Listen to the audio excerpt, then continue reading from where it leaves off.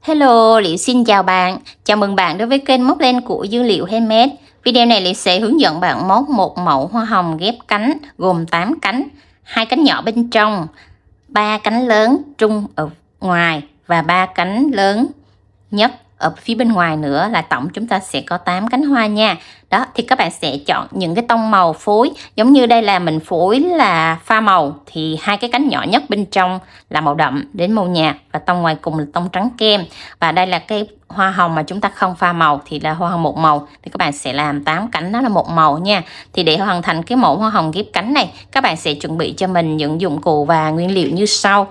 Về len, các bạn sẽ chuẩn bị cho mình là len sợi tự do nha. Thì mình hướng dẫn hôm nay đó là len Miu Cotton mát đen loại 50g. Đó, cái mã xanh này mã 25 nè, để chúng ta móc phần lá cho nó màu nó pastel, và mã hồng này mã 10. Hoặc là các bạn sẽ chọn những cái tông màu pastel để lên cái phần hồng cho nó đẹp nha. Miu Cotton 50g, cỡ sợi là 2mm. Thì các bạn sẽ chuẩn bị cho mình cái kim móc tương ứng với cái cỡ sợi nha. Mình hướng dẫn cho các bạn đó là kim 2.5mm nè. Đó, để nó ra kích cỡ bông như vậy nha. Chuẩn bị thêm cho mình cái kẽm nẹp lá. Kẽm nẹp lá này các bạn. Và cái kẽm cành, gọi là kẽm quấn thân hoa đó. Đó, 2 cái kẽm này nữa để chúng ta hoàn thành xong cái mẫu hoa hồng ghép cánh này nha. Thì toàn bộ những dụng cụ, nguyên liệu, len cũng như là kẽm Liễu đều có bán ở shop, và Liễu để cái link ở dưới bài mô tả đó. Các bạn kích vào link Shopee hoặc là Lazada mình để dưới bài mô tả đó, để chúng ta chọn mua những cái mã màu len và dụng cụ Liễu vừa giới thiệu để mình học móc cái mẫu hoa hồng ghép cánh này rất là đẹp ha. Rồi chúng ta cùng vào phần bài học với Liễu nha. Đầu tiên các bạn tạo cho mình một vòng tròn ma thuật. Rồi móc lên 2 mũi móc xích. Móc vào trong vòng tròn này 10 mũi kép. 1 2 3 4 5 6 7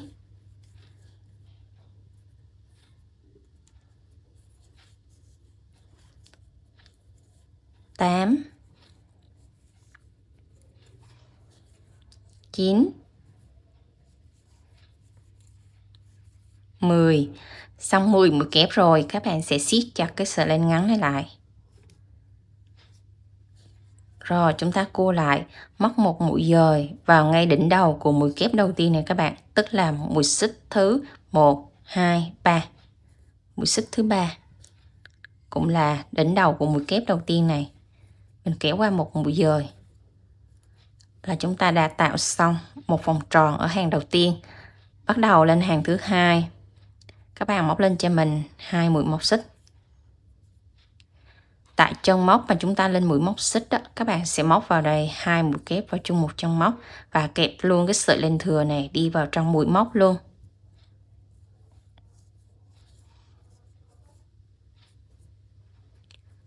Rồi, mũi kép thứ hai chúng ta cũng đâm kim vào tại chân móc này luôn nha. Rồi đến chân móc thứ hai chúng ta cũng móc 2 mũi kép vào chung một chân móc, và lặp lại công thức tương tự như vậy. Các bạn sẽ móc hết cái hàng thứ hai này cho mình là mỗi chân móc 2 mũi kép. Là kết thúc hàng thứ hai, chúng ta sẽ có tổng là 20 chân móc nha. Móc đến chân cuối cùng là chúng ta sẽ có tổng là 20 chân móc như vậy nha. Và mình cũng kết hàng bằng một mũi dời vào ngay đỉnh đầu của mũi kép đầu tiên, tức là mũi móc xích thứ 3. 1 2, mũi móc xích thứ 3 là tại đây. Rồi mình kết hàng lại bằng một mũi dời nha. Là kết thúc xong hàng thứ hai. Bắt đầu lên hàng thứ 3, các bạn móc lên cho mình một mũi móc xích. Tại cái chân đầu tiên này, móc vào chân đầu tiên này một mũi đơn. Và móc liên tiếp 5 mũi đơn ở 5 chân móc nữa. 2 3 4, 5. Đó là tổng chúng ta có 6 mũi đơn ha. 2, 4, 5. Các bạn sẽ móc thêm một mũi đơn nữa cho đủ 6 mũi đơn nè. 6 mũi đơn ở 6 chân móc. Rồi, bắt đầu tới cái phần ở giữa này, chúng ta sẽ tăng mũi để tạo cái phần cánh hoa nha. Rồi, chân thứ 7, các bạn sẽ móc vào đây là 2 mũi đơn vào chung một chân móc nha. Mình ký hiệu là chữ V đó các bạn. Chữ V tức là 2 mũi chung chân nha. Rồi, đến chân thứ 2 các bạn cũng móc là 2 mũi đơn vào chung một chân móc. Rồi, các bạn sẽ lặp lại tương tự ở 6 chân móc nữa, là mỗi chân móc cũng 2 mũi đơn. Tổng ở cái phần giữa này chúng ta sẽ có là 8 chân móc, mỗi chân móc 2 mũi đơn nha. Xong 8 chân móc tăng mũi liên tục là mỗi chân 2 mũi đơn rồi, thì các bạn sẽ móc tiếp vào 6 chân còn lại này, mỗi chân móc một mũi đơn cho đối xứng như mép bên này. Rồi, chúng ta sẽ móc tiếp một đơn, 2, 3, 4, 5, 6. Xong rồi, chúng ta sẽ kết hàng lại bằng một mũi dời vào đỉnh đầu của mũi đơn này. Kéo chặt lại và mình sẽ cắt len nha. Là mình đã xong cái cánh hoa nhỏ đầu tiên. Đẩy sợi len xuống phía dưới. Rồi, các bạn sẽ lộn nó lại và giấu len vào đây cho mình. Các bạn dùng kim khâu len để giấu, hoặc là dùng kim móc này, các bạn giấu cho mình chừng tầm là 3-4 mối là được. Tại vì nó sẽ giấu vào bên trong cánh hoa. Cho nên các bạn giấu nó vào phía sau này là được nha. Đó, giấu chừng 3-4 mối như vậy rồi các bạn sẽ cắt len. Là mình đã xong. Rồi bẻ cái phần thuận này lại. Đó là mình đã xong một cái cánh hoa nhỏ đầu tiên. Các bạn sẽ móc cho mình tương tự một công thức của một cánh hoa nhỏ này nữa nha. Thì một bông hoa chúng ta sẽ có 2 cái cánh hoa nhỏ như vậy ha. Mình làm đến cánh hoa vừa. Cánh hoa vừa là cánh thứ 2, là chúng ta sẽ móc tương tự công thức như cái cánh hoa nhỏ ở hàng đầu và hàng thứ 2. Hàng đầu là 10 mũi kép. Hàng thứ 2 là 20 mũi kép, tương tự như công thức của cánh nhỏ đó các bạn. Đó, tương tự như vậy nha. Rồi bắt đầu ở hàng thứ 3 của cái cánh nhỏ này, mình sẽ thay đổi cho cái cánh lớn chút xíu. Rồi, là hàng thứ 3 này, các bạn sẽ móc tiếp theo cho cái cánh lớn nè. Đây là cánh lớn vừa, còn một cái cánh lớn hơn cánh này nữa nha các bạn. Đây là cánh lớn vừa thứ 2. Rồi bắt đầu lên hàng thứ 3 của cánh lớn vừa, các bạn sẽ móc lên cho mình một mũi móc xích. Tại chân móc đầu tiên này, móc vào đây một mũi đơn. Và chân thứ 2, các bạn sẽ móc vào đây 2 mũi đơn vào chung một chân móc. 2 mũi đơn này mình ký hiệu là chữ V nha. Đó. Và mình sẽ có là một x một V, một x một V. Các bạn lặp lại như vậy cho đến hết hàng thứ 3 này. Đó, một x một V. Sau khi các bạn móc hết xong hàng thứ 3 thì chúng ta sẽ có tổng là 30 chân móc nha. Rồi, mình đã móc xong đến chân cuối cùng rồi. Chúng ta cũng kết hàng lại bằng một mũi dời nè. Để kết thúc hàng thứ 3 nha. Đó, rồi bắt đầu lên hàng thứ 4. Các bạn móc lên cho mình một mũi móc xích. Tại cái chân đầu tiên này, chúng ta móc vào đây một mũi đơn. Rồi, các bạn móc liên tiếp theo 3 chân móc nữa, mỗi chân móc một mũi đơn. Là mình ký hiệu 4x nha, là liên tiếp 4 mũi đơn ở 4 chân móc. Xong rồi đến chân thứ 5 và chân thứ 6, chúng ta sẽ dồn mũi lại. Dồn mũi lại là lấy sợi len cho qua trên kim này. Và chân thứ 6 chúng ta cũng lấy sợi len cho qua trên kim. Và 2 mũi này chúng ta sẽ dồn lại là một.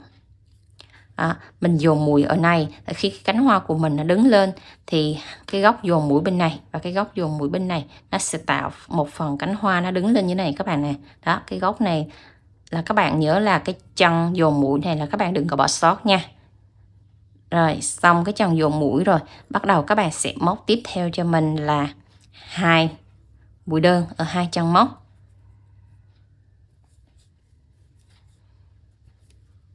Xong 2 mũi đơn ở 2 chân móc rồi thì chúng ta sẽ móc tiếp tới một mũi đơn thứ ba này. Và chúng ta lên 1 xích, 2 xích. Móc tiếp vào chân tiếp theo này một mũi đơn. Xong rồi các bạn lại lên 1 xích, 2 xích, móc vào chân tiếp theo một mũi đơn. Các bạn cứ lặp lại công thức là 1x 2ch 1x, lặp lại như vậy cho mình là 14 lần nha. 14 lần nó sẽ còn lại ở cái chân móc bên này. Xong 14 mũi cho cái phần tăng dúm dúm này. Rồi các bạn sẽ hạ xuống cái phần này, nó sẽ đối xứng với cái phần đây nha các bạn. Thì cái phần đối xứng này các bạn sẽ móc liên tiếp cho mình là mỗi chân móc một mũi đơn nè. 1 đơn, 2 đơn. Rồi, xong 2 mũi đơn, rồi, chúng ta sẽ có 2 mũi dồn 1 nha. Là gọi là 2 mũi giảm. Đó, 2 mũi giảm các bạn sẽ giảm lại như vậy là nó đối xứng như phía bên này nè các bạn. Lúc mình nói là các bạn sẽ móc cái mũi giảm này, các bạn đừng bỏ sót đó, để cái cánh hoa của mình nó sẽ có cái độ giót lên như vậy chứ nó không có bầu ra ở góc này nha. Rồi, còn lại 4 chân cuối các bạn sẽ móc liên tiếp cho mình là 4 chân móc ở 4 cái mũi đơn này.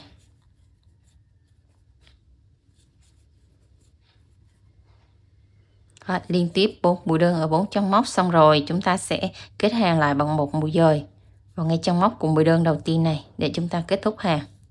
Siết chặt lại và mình sẽ cắt len đi. Rồi, cái cách giấu len cũng tương tự như cái cánh nhỏ lúc nãy đó các bạn nha. Đây, tại cái chân móc mà chúng ta vừa cắt len đó, các bạn sẽ đẩy cái sợi len thừa này xuống phía dưới. Và các bạn mà muốn nhanh thì các bạn sẽ dùng cái kim móc của mình đó. Mình sẽ đẩy cái sợi len nó giấu vào trong cái chân móc của mình luôn. Đó, còn không thì các bạn sẽ dùng kim khâu len, các bạn giấu len cũng được. Đó, các bạn giấu chừng 3 mối, 3 chân móc thôi là được nha. Rồi, chúng ta sẽ cắt cái len thừa này đi. Rồi, các bạn sẽ làm tương tự cho mình cái cánh hoa lớn thứ hai, còn gọi là cánh hoa trung đó các bạn. Thì cùng công thức như vậy các bạn sẽ làm cho mình tổng là 3 cánh hoa trung nha. Đó, nếu các bạn pha màu á thì 2 cái cánh nhỏ đó các bạn sẽ làm màu đậm, đến cái cánh trung này các bạn sẽ làm màu vừa vừa, màu hồng nhạt vừa vừa.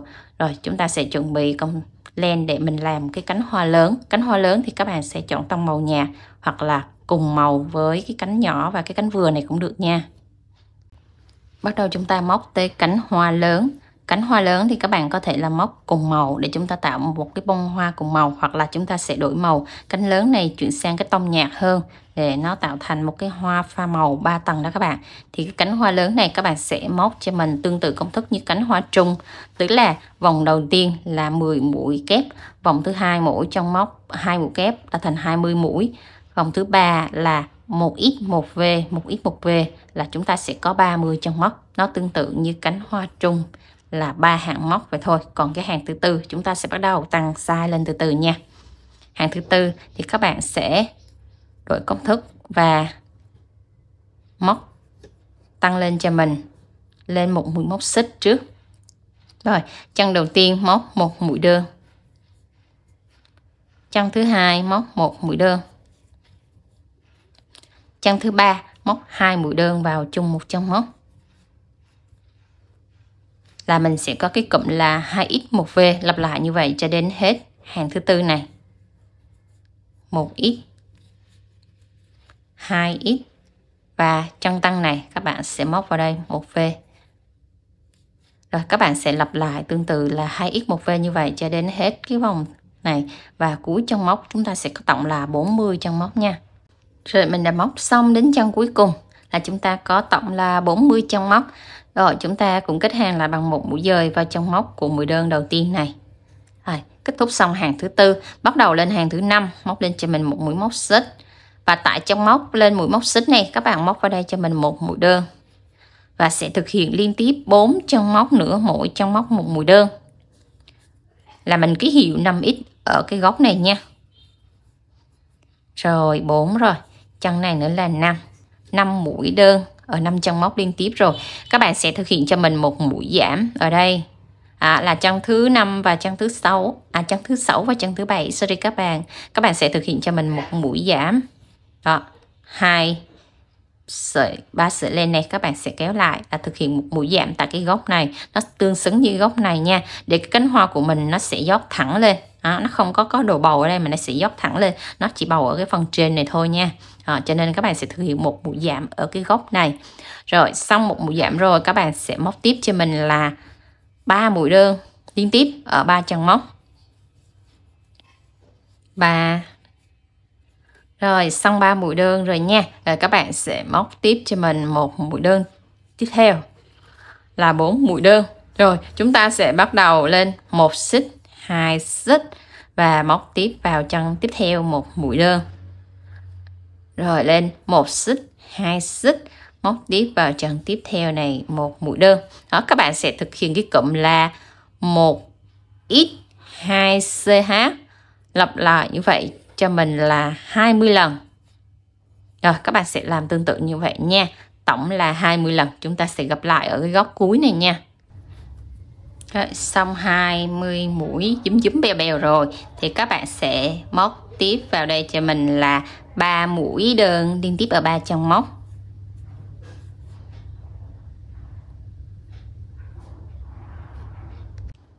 Rồi, xong 20 mũi bèo bèo này rồi. Rồi các bạn sẽ móc liên tiếp 3 mũi đơn ở 3 chân móc này.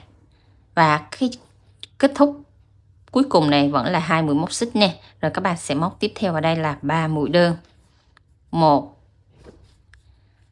2 3. 3 mũi đơn liên tiếp ở 3 chân móc xong rồi. Các bạn sẽ thực hiện cho mình một mũi giảm.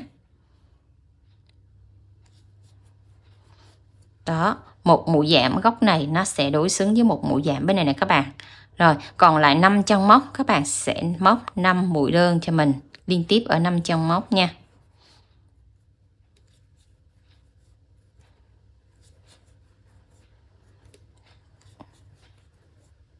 Xong rồi chúng ta kết hàng lại bằng một mũi dời vào ngay chân móc đầu tiên này.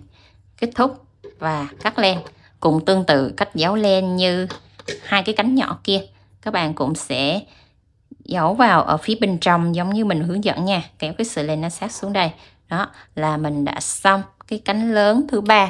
Đó, thì các bạn sẽ móc tương tự cho mình là 3 cánh lớn cùng chung một công thức này nha. Thì một bông hoa của mình nó sẽ có là 2 cánh nhỏ bên trong gọi là nũi, rồi tới 3 cánh trung vừa vừa và 3 cánh lớn này nữa, là tổng là chúng ta sẽ có 8 cánh hoa nha. Bắt đầu chuẩn bị sợi len màu xanh để chúng ta móc phần đài hoa nha. Tạo cho mình một vòng tròn ma thuật. Rồi móc lên cho mình 3 mũi móc xích. 1 2 3 và móc vào trong vòng tròn này 15 mũi kép nha. 15 mũi kép vào trong cái vòng tròn ma thuật này. Rồi các bạn sẽ móc đều cho mình liên tiếp 15 mũi kép nha. Rồi 3 rồi, các bạn sẽ móc tiếp cho đủ 15 mũi nha. Đủ 15 mũi kép vào trong vòng tròn mã thuật này rồi thì các bạn sẽ siết chặt cái sợi len ngắn này lại nè, và chúng ta kết hàng lại bằng một mũi dời vào ngay mũi kép đầu tiên. Đây, kéo lên qua là mình đã bắt đầu xong cái phần hàng đầu tiên của phần đài. Bắt đầu chúng ta chia ra cái phần ria này. Các bạn móc lên cho mình 8 mũi móc xích. 3 4 5 6 7 8 mũi móc xích nha. Rồi các bạn sẽ bỏ cái chân móc đầu tiên. Đây, móc vào chân thứ hai này cho mình một mũi dời. Dời là kéo lên qua luôn nha. Rồi, chân thứ ba cho mình một mũi đơn. Chân thứ tư một mũi nửa kép. Chân thứ năm một mũi kép. 3 chân còn lại các bạn sẽ móc cho mình mũi kép đôi. Mũi kép đôi là xoắn 2 lần len trên kim. Và mỗi lần là chúng ta qua 2 sợi, 2 sợi và 2 sợi. Rồi, 2 chân còn lại các bạn cũng móc tiếp cho mình mũi kép đôi nữa.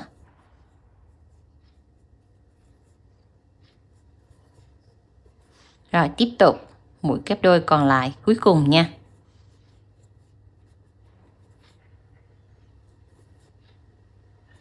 Đó là chúng ta đã xong cái cánh đầu tiên rồi. Các bạn sẽ cắt ra cho mình 3 chân móc. 1 chân, 2 chân, 3 chân. Rồi các bạn sẽ đâm kim vào cái chân thứ tư này cho mình nha. Một mũi dời kéo lên qua. Đó là mình đã tạo xong cánh hoa đầu tiên. Còn gọi là cái cánh đài các bạn ha. Rồi thì ở đây có 15 chân móc thì các bạn sẽ chia đều cho mình là thành 5 cánh nha. 15 chia 3 được 5, cho nên là các bạn phải cách 3 chân móc nè. Bắt đầu tới cách này 1 2 3, một cánh tiếp, 1 2 3 một cánh, 1 2 3 một cánh và cánh còn lại đây. Đó mình chia tổng là 5 cánh nha.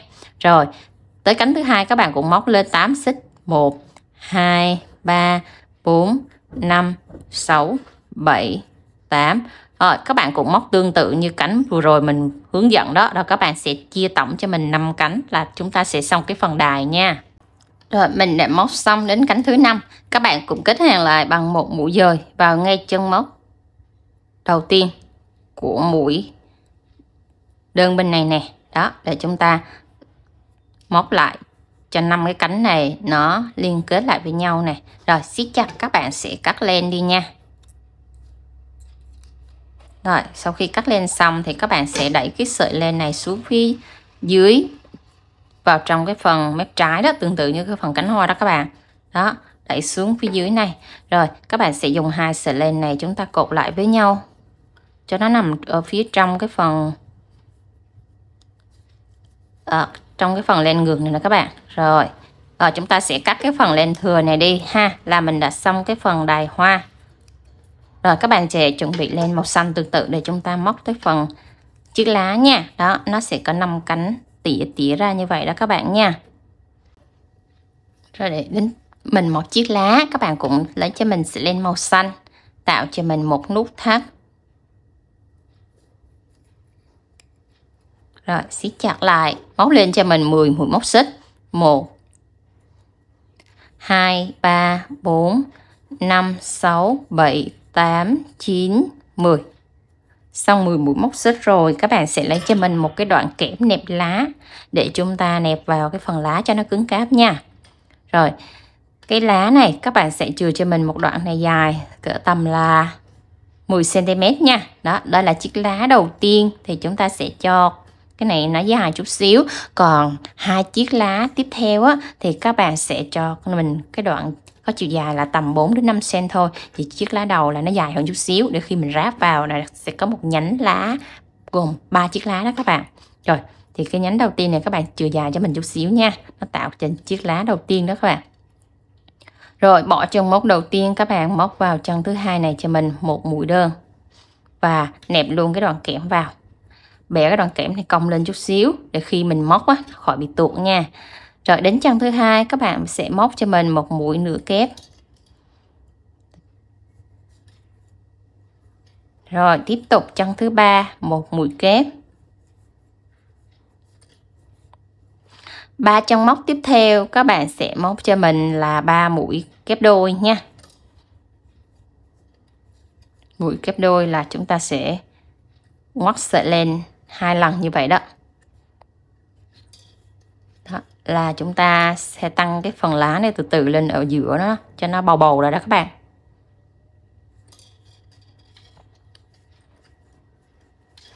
Rồi xong 3 mũi kép đôi nha, các bạn sẽ hạ xuống cho mình một mũi kép đơn bình thường. Rồi xong rồi, bắt đầu hạ xuống mũi nửa kép ở đây.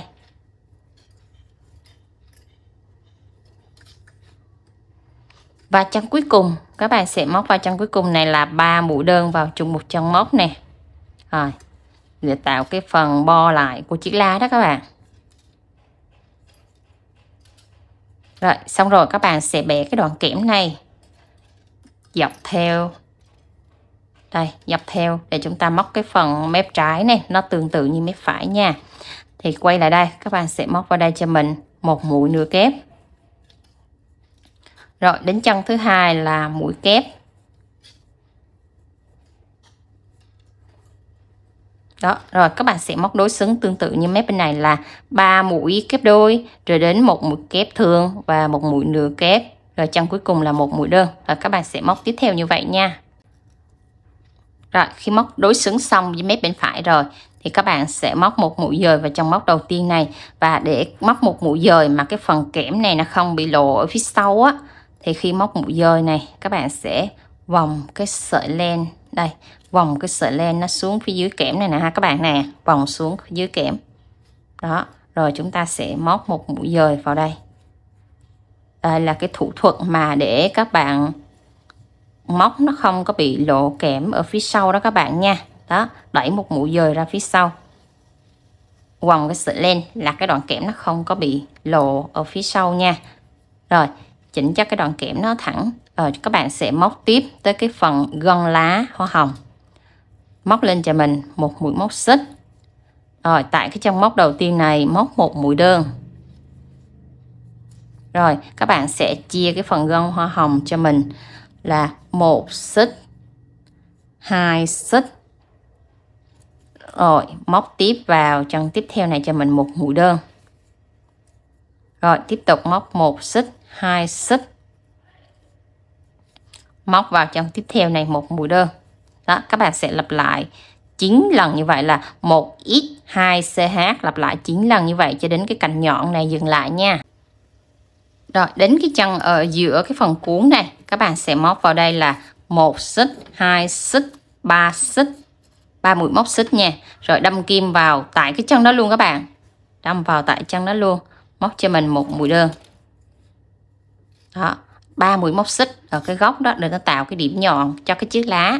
Rồi các bạn sẽ thực hiện liên tiếp là cứ 1x 2ch, lặp lại 9 lần như vậy, cũng tương tự như mép bên phải vậy nha. Rồi lặp lại 9 lần như vậy cho đến chân cuối cùng cho mình, tương tự như mép bên phải này, qua chân cuối này luôn nha. Rồi mình đã móc xong đến chân cuối. Rồi để cái phần kẽm này mình cũng vòng lại tương tự giống như lúc nãy á, thì cái sợi len nó đang ở trên kẽm nha, thì các bạn sẽ vòng xuống ở phía dưới kẽm nè. Đó, vòng xuống nó ở dưới kẽm này. Rồi các bạn sẽ đưa lên và móc cho mình 1 mũi dời vào trong móc đầu tiên của mũi móc đơn này. Kéo lên qua, siết chặt lại và mình sẽ cắt một đoạn len có chiều dài cỡ tầm là 15 cm nha. Đẩy sợi len ra và chỉnh cho cái chiếc lá này nó bằng phẳng lại nè, nó không có bị dúm nè. Tại vì lúc mình móc á, nó sẽ phụ thuộc vào cái kẽm của mình nữa. Đó, chỉnh cho bằng lại, nó không bị lộ kẽm nè. Đó, rất là bằng, rất là thẳng, không bị lộ kẽm rồi nha. Rồi chúng ta sẽ dùng cái sợi len này mình quấn để tạo thành cái cuốn lá này có chiều dài cỡ tầm là 7 cm nha. Thì đối với cái chiếc lá dài này thôi, còn 2 chiếc lá ngắn thì các bạn sẽ quấn có chiều dài khoảng tầm là 4 đến 5 cm thôi là được. Đó, thì một cái bông hoa hồng các bạn sẽ chuẩn bị cho mình là 3 chiếc lá nha. Rồi vẽ cái kẽm này ra này. Rồi các bạn sẽ cho cái sợi len này vô và quấn cái kẽm này lại. Là cái sợi len của mình vừa ấy á, nó không có tuột nha. Đó, mình vừa cắt nó sẽ không có bị tuột. Và cắt cái đoạn len thừa này đi là chúng ta đã xong cái phần chiếc lá nha các bạn ha. Rồi các bạn sẽ móc tương tự cho mình là 2 chiếc lá nó cùng chung công thức như vậy nữa. Đó là các bạn sẽ có là 3 chiếc lá nha. Cái phần cuốn này nó sẽ so le nhau nè, để khi mình ráp là thành một cái cành lá nha. Các bạn sẽ chuẩn bị cho mình là 2 cánh nhỏ, 3 cánh trung, 3 cánh lớn cho phần bông hoa. Bông hoa của mình là có 8 cánh nha. Đó, thì nếu các bạn mà làm pha màu á thì bông nhỏ nè, cánh nhỏ này các bạn sẽ làm màu đậm tới màu nhạt và tới màu nhạt hơn. Còn nếu mà các bạn muốn làm một màu giống như mình hướng dẫn lúc này đó, thì các bạn sẽ làm toàn bộ là 8 cánh hoa đều bằng một màu hết nha. Đó, 2 cánh nhỏ, 3 cánh trung ở giữa và 3 cánh lớn, đó là gọi là hoa một màu. Thì mình hướng dẫn cho các bạn đó là hoa một màu á. Đó là 3 cánh này, 3 size này. Đó là cùng một màu, đó là hoa một màu. Còn khi các bạn pha màu á thì các bạn sẽ pha cho mình đó 3 tầng màu như vậy nha. Đậm, nhạt và nhạt vừa, hoặc là màu trắng kem luôn cũng được. Rồi, chiếc lá các bạn sẽ chuẩn bị cho mình 3 chiếc và một cái đài. Rồi bắt đầu chúng ta sẽ tạo hình cho bông hoa nha. Rồi các bạn sẽ chuẩn bị cho mình cái len màu xanh để chúng ta quấn chiếc lá trước. Đó. Chiếc lá thì cái đoạn dài nhất này các bạn sẽ để ở ngoài. Rồi tới cái phần hai cái lá ngắn này các bạn sẽ xếp so le nhau như vậy cho mình nha. Rồi thì chúng ta sẽ ráp chiếc lá nó so le vào đây. Rồi cho mình một sợi len màu xanh nha. Rồi mình sẽ ráp hai chiếc lá này tạo thành cái phần cuốn trước đó nè. Đó. Các bạn sẽ quấn chặt cho mình ở cái phần này trước. Mình ráp cái cành lá, cuốn lá trước, rồi lát nữa mình sẽ ráp vào trong cái phần thân cây nha. Rồi ráp một đoạn của chiếc lá này là nó sẽ bẻ ra như vậy đó các bạn. Rồi các bạn sẽ ráp tiếp cho mình một chiếc lá nữa. Đó, cái lá của hoa hồng nó sẽ phân tầng ra như vậy đó các bạn. Rồi các bạn sẽ ráp tiếp cho mình cái chiếc lá này nữa. Và chúng ta sẽ quấn tương tự như vậy luôn nha. Đó, rồi chừa lại một đoạn ở cái phần cuốn này để lát nữa mình sẽ ráp vào phần thân cây. Đây, cái phần kẽm này thì các bạn sẽ tách cái phần kẽm này ra và cho cái sợi len mình vừa quấn đó. Rồi xoắn lại. Rồi cắt cái sợi len này đi là chúng ta đã quấn xong cái phần lá nha. Đó, phần lá các bạn có thể là quấn 3 chiếc lá nó nằm so le nhau như vậy, hoặc là chúng ta cho hai chiếc lá nó nằm bo vào phần thân cây cũng được, đó là tùy các bạn nha. Chuẩn bị cho mình kẽm và súng băng keo để chúng ta sẽ bắt đầu ráp từng cánh hoa lại nha. Đây, các bạn sẽ cho keo vào cái cánh hoa nhỏ này trước và cuốn nó lại nha. Đây, cuốn cái cánh hoa nhỏ này lại trước nè. Rồi mình sẽ cho cái đoạn kẽm này vào. Đó, là cánh hoa nhỏ này nó nằm cố định vào trong cái thân kẽm này nha. Đó, các bạn muốn chắc các bạn sẽ cho một ít keo vào đây nữa. Đó là cái cánh nhỏ nhất và cũng là cái màu đậm nhất, nó sẽ nằm bên trong cùng. Rồi tiếp tục ráp tới cánh thứ hai. Các bạn sẽ cho keo nó nằm ở giữa này thôi cho mình nha. Rồi cho keo nằm ở đoạn giữa như video mình hướng dẫn đó các bạn. Và các bạn sẽ áp ngược nó vô bên này. Cái cánh nó đang ở bên này ha. Các bạn sẽ áp ngược nó lại này. Rồi áp ngược nó lại và bóp cho cái phần keo này nó dính sát vào ở phía dưới đoạn kẽm đó các bạn. Rồi hai cánh nó áp sát vào với nhau như vậy nha. Rồi bắt đầu tới ba cái cánh trung. Ba cánh trung thì các bạn cũng cho keo tương tự như vậy. Ở cái đoạn mà cái sợi len mình cắt này, các bạn sẽ cho tới cái đoạn sợi len cắt như vậy đó thôi nha. 1/3. Đó, cho keo ở 1/3 cánh. Rồi các bạn sẽ áp so le nhau như vậy nè. Bắt đầu tới cái phần này các bạn sẽ áp so le vào đây. So le tức là sao? Tức là cái cánh bên này nó đang dày thì cái cánh bên này các bạn sẽ cho vào cái đoạn hở của hai cánh này, gọi là cho so le đó các bạn.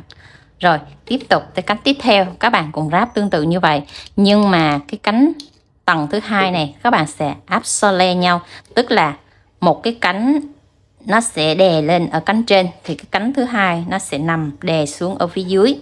Đây, cánh này nó đang đè lên cái cánh thứ nhất thì cái cánh thứ hai này nó sẽ nằm chồng lên cánh thứ ba.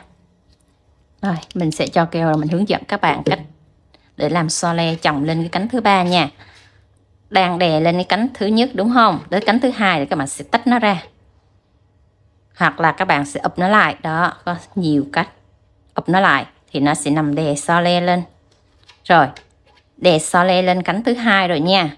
Đó. Rồi tới cánh thứ ba này, cánh thứ ba này nó đang ở phía dưới của cánh thứ hai thì các bạn sẽ cho nó ngược lại. Đây, úp nó lại đây, úp nó lại và cho một ít keo ở cánh thứ nhất và cánh thứ ba này,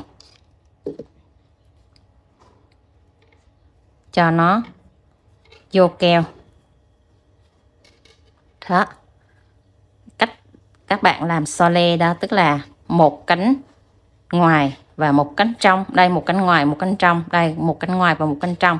Nó sẽ xếp so le tầng như vậy đó các bạn nha. Khi các bạn ráp là các bạn phải lưu ý cho đúng như vậy cho mình ha. Rồi bắt đầu tới ba cánh ngoài thì các bạn cũng ráp tương tự như vậy và cũng ở các vị trí so le nhau. Cho một ít keo ở phần góc đây nè, 1/3 keo nha. Rồi chúng ta sẽ bắt đầu ráp so le tương tự như lúc nãy đó các bạn. Các bạn cũng sẽ áp vào đây. chính giữa hai cái cánh trung này các bạn. Đây. Đó, các bạn sẽ ráp như vậy cho mình tiếp theo nha. Rồi, đó. Mỗi cánh các bạn đều chích keo, tại vì nó là cánh rời đó các bạn. Cũng áp tương tự như vậy cho mình. Xong xuôi hết rồi mình sẽ điều chỉnh lại sau ha các bạn ha. Cứ ráp cho nó thành cái bông hoa trước đã, rồi mình sẽ điều chỉnh sau. Rồi, cái cánh thứ ba này các bạn sẽ áp vào cánh thứ hai và nó sẽ nằm đây. Khi mà cái cánh này nó nằm ở dưới thì cái cánh này bắt buộc nó phải nằm ở trên, thì nhét cái cánh thứ ba này nó nằm ở dưới cánh thứ nhất nha các bạn. Đó, cái lưu ý cho mình đó, cánh thứ ba nó phải nằm ở dưới cánh thứ nhất, chỗ mép này là chúng ta sẽ cho keo vào mép này để mình dán khít nó lại này. Rồi, đó là 3 cánh hoa ở tầng ngoài, nó sẽ nằm so le và sẽ nằm chồng lên nhau như vậy ha. Giữ cho khô keo chút xíu đi các bạn. Rồi các bạn sẽ cho cái phần đài vào, rồi đút ngược cái phần len, cái phần mà cắt cái sợi len thừa đó, đút ngược vô. Rồi bắt đầu chúng ta sẽ cho một ít keo đều ở cái phần đài, rồi mình áp nó vô nha, đều ở cái phần đài. Còn cái phần cuốn á, thì các bạn sẽ từ từ thì cho keo nha, áp sát vô, giữ chút xíu cho nó khô keo trước các bạn. Rồi giữ cho nó khô keo hết, rồi chúng ta sẽ cho keo vào ở cái cuốn này. Và khi cho keo ở cuốn á, thì các bạn sẽ cho keo ở nửa cái cuốn hoa thôi nha. Đây, một nửa thôi các bạn ha. Đó, một nửa như vậy. Rồi khi các bạn áp cái cuốn nó lại này, áp cuốn nó lại này, rồi cái cuốn hoa nó sẽ còn cong cong lên như vậy ha. Đó, rồi các bạn sẽ làm tiếp cho 3 cái cuốn hoa còn lại. Rồi, khi các bạn áp lên thì nó cũng sẽ cong cong vừa vừa thôi, chứ đừng có dán hết cái cánh đài này là nó không có đẹp nha. Đó, một ít keo như vậy thôi. Rồi các bạn sẽ áp tiếp xuống là cái phần đài này, nó sẽ bò vào trong cái phần bông hoa. Đó, giữ chặt chút xíu cho nó khô keo các bạn nhé. Rồi sau khi khô keo ở cái phần đài và phần bông rồi, các bạn sẽ cho một ít len nó vào trong cái phần dưới của phần thân kẽm này này. Các bạn sẽ đưa sát cái sợi len này, quấn chặt cho mình khoảng tầm 3 vòng tại cái phần đài này trước nè. Đó, để cho nó chắc. Rồi các bạn sẽ quấn xuống phần thân cây cho mình, có chiều dài khoảng tầm là 10 cm. Rồi các bạn sẽ ráp cái chiếc lá vào nha. Chiếc lá thì có 2 cách ráp. Một là các bạn sẽ ráp 2 chiếc lá nó nằm đối xứng nhau. Hai là các bạn sẽ ráp chiếc lá nó thành một chùm, giống như mình vừa hướng dẫn lúc này đó các bạn. Đó, một chùm chiếc lá này thì mình ráp vào đây ha. Đó, chiếc lá hoa hồng thì nó sẽ có chùm như vậy, hoặc là 2 chiếc lá nó sẽ nằm đối xứng nhau. Đó là tùy cách ráp của các bạn nha. Đây, ráp chiếc lá vào thì các bạn sẽ quấn chặt cái phần thân cây và chiếc lá này cho mình khoảng tầm phải 5 vòng đó, để cho nó chắc chắn trước. Rồi các bạn sẽ quấn tương tự như vậy cho đến cuối thân kẽm cho mình nha. Rồi đến với phần cuối này thì các bạn sẽ quấn nhanh này. Một tay các bạn sẽ xoay, một tay các bạn xoay như vậy, một tay các bạn giữ lên. Đó là cái quấn cái đoạn cuối thì rất là nhanh nha. Quấn lại dài dài ra. Cái đoạn này là không cần phải quấn chặt tay. Đó, các bạn sẽ quấn như vậy đó, cái đoạn cuối nó sẽ rất là nhanh. Đó là cái thủ thuật mà làm hoa công nghiệp của mình đó các bạn.